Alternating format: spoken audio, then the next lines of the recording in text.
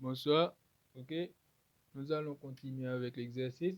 Donc, on va déterminer les limites de f sur son ensemble de définitions. Ok, son ensemble de définitions. Ok, qui est l'ensemble des réels privés de 1. Ok, donc on va calculer la limite de la fonction aux bornes de son domaine de définition, c'est-à-dire aux bornes de moins l'infini, 1 et 1 à plus l'infini. Donc, pour cela, nous allons calculer pour la limite. Ok?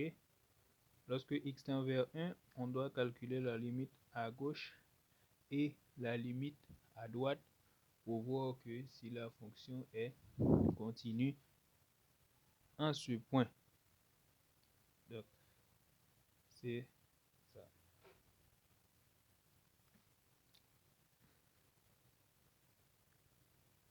Limite f de x lorsque x tend vers plus ou moins l'infini.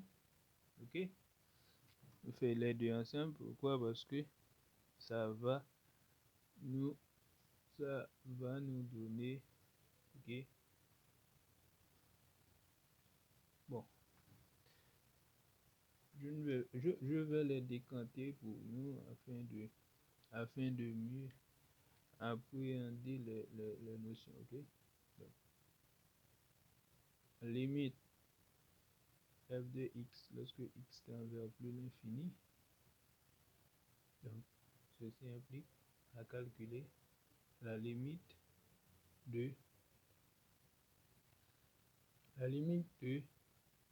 x carré moins 2x plus 5 vers x moins 1 lorsque x tend vers plus l'infini. Ok, lorsqu'on a une fonction rationnelle, ok, sa limite, ok, lorsque x tend vers plus ou moins l'infini, c'est la limite de la fonction, ou c'est la limite des termes du plus haut degré, c'est-à-dire terme du plus haut degré au numérateur, c'est le rapport de la limite des termes du plus haut degré. Donc, c'est le rapport de terme du plus haut degré du numérateur et terme du plus haut degré du dénominateur. Donc, limite lorsque x tend vers plus l'infini équivaut à dire que cette limite-là est égale à la limite du rapport des termes du plus haut degré. Donc, ceci implique que limite lorsque x tend vers plus l'infini, c'est limite de x. Donc, ceci implique que limite lorsque x tend vers plus l'infini est égal à plus l'infini. Et bien sûr que limite lorsque x tend vers moins l'infini est égal à moins l'infini. D'où les limites demandées. Maintenant, il faut chercher la limite. Ok, lorsque x tend vers 1 par valeur négative et par valeur positive. Ok, donc, est-ce qu'on va faire? On va calculer la limite. D'abord, la limite lorsque x tend vers 1, ok, selon le domaine par valeur négative. Donc, moins, ok, par valeur négative. C'est-à-dire que x inférieur à 0. Donc, x inférieur à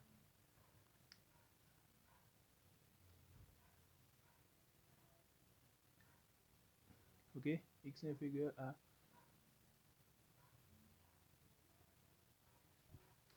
ok, x inférieur à 1 et x supérieur à 1. Ok? Parce que x tend vers 1, ok? Comme vous savez déjà que cette fonction n'est pas définie pour x égale à 1, ok?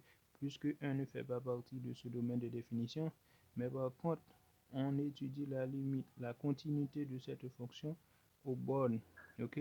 Lorsque dans ce point, x0 dit point de discontinuité de cette fonction. On va vérifier que si la fonction est continue sur ce point-là. Donc, c'est limite à gauche et limite à droite. Donc, limite à gauche de 1, c'est tous les x se trouvant, ok,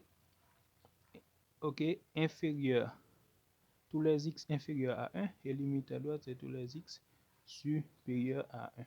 Donc, f de x, c'est 1 au carré, moins 2 par 1, plus 5 sur 1 moins 1. Ceci implique que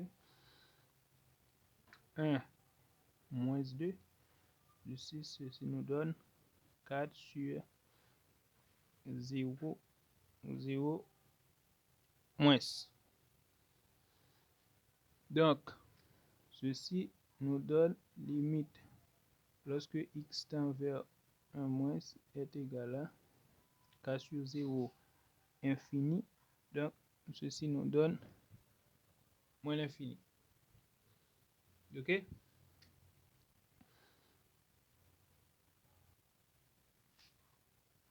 Et limite lorsque x tend vers 1 par valeur positive, ok? Lorsque x tend vers 1 par valeur positive, c'est-à-dire lorsque x vient vers la droite, ok? Eh bien, toujours c'est 1 au carré, ok? Moins 2 par 1, plus 5 sur 1 moins 1. Ceci nous donne 4 sur 0 plus i est égal à plus l'infini. Ok? Donc, en gros, c'est ça. Lorsque x tend vers 1, ok? Lorsque x tend vers 1 par valeur négative, ok? Lorsque x tend vers 1 par valeur négative, on voit que la limite est égale à moins l'infini. Et lorsque x tend vers 1 par valeur positive, on voit que la limite est égale à plus l'infini. D'où on a déterminé les limites de f sur son domaine de définition qui était l'ensemble des réels privés de 1. Ok? Donc, on nous demande d'étudier le tableau de variation de f. Donc, le tableau de variation de f, on va étudier. Donc, le tableau de variation de f de x. Normalement, on va reporter les valeurs respectives de x, c'est-à-dire, premièrement, valeur des dérivés, ok? Donc, lorsqu'on a étudié le signe de la dérivée, on a trouvé moins 1, moins 3, moins 1 et 3, ok? Ok? Le point, ok? X est égal à 1, qui constitue l'asymptote verticale. Donc, il faut le mettre. Ok. Ok. On va dessiner une limite ou une frontière disant que la courbe ne va pas couper cette droite-là. Ok. Donc, selon le signe de la dérivée, on nous dit que sur l'intervalle moins l'infini à moins 1, la fonction est croissante. Donc, sur l'intervalle moins l'infini à moins 1, la fonction est croissante. Ok? Donc, on aura on aura la dérivée s'annule en moins 1, ok? La dérivée s'annule en moins 1 et la courbe va changer de sens, ok? La courbe va changer de sens en passant de positive à négative. Donc, on aura là un sommet. Un sommet, ok, maximum qu'on doit calculer, ok, qu'on doit trouver son ordonnée en faisant f de moins 1. Ok? Donc, on va continuer. Sur l'intervalle moins 1 à 3, ok, la fonction est décroissante. Donc, moins 1 à 3, la fonction est décroissante. Là encore, arrivé en x est égal à 3, ok, la dérivée coupe l'axe des x pour changer de sens, ok, de décroissant à croissant sur l'intervalle 3 à plus l'infini.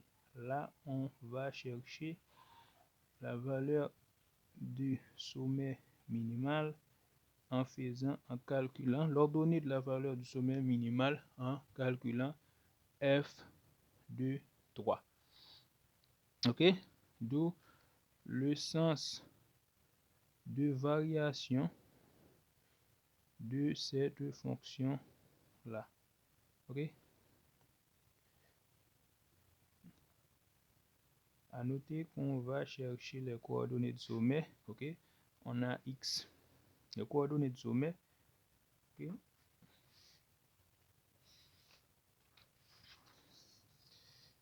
Coordonnées sommet, sommet 1. Ok? Sommet 1, on soit sommet max. Le sommet qui est maximal, ok, a pour ordonnée moins 1, a pour abscisse moins 1 et ordonnée f de moins 1. Ok? Sommet minimal, ok, a pour abscisse 3 et pour ordonnée f de 3.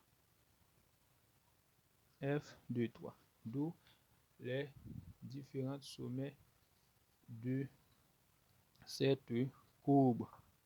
Ok? De cette courbe. Donc, en gros, il faut dire que ça, c'est le tableau de variation de f de x. C'est le tableau de variation de f de x. Donc, ceci dit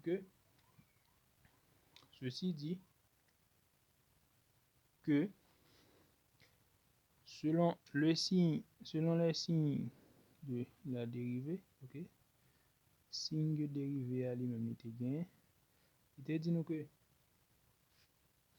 sur intervalle moins l'infini à moins 1, ok, sur intervalle moins l'infini à moins 1, les positives, et sur moins 1 à 3, les négatives, ok, les négatives, et sur 3 à plus l'infini, les positives. Donc c'est comme ça que signe dérivé a, on a étudié là, il dit nous que fonction mais qui comportement fonction mais qui bol croissant mais qui bol décroissant. Donc à partir de ça, nous faisons un tableau général que nous les tableaux de variation de f de x, ok, que nous traduit comme ça. Donc on peut continuer dans l'autre vidéo pour nos cas et finir avec exercice là. Merci.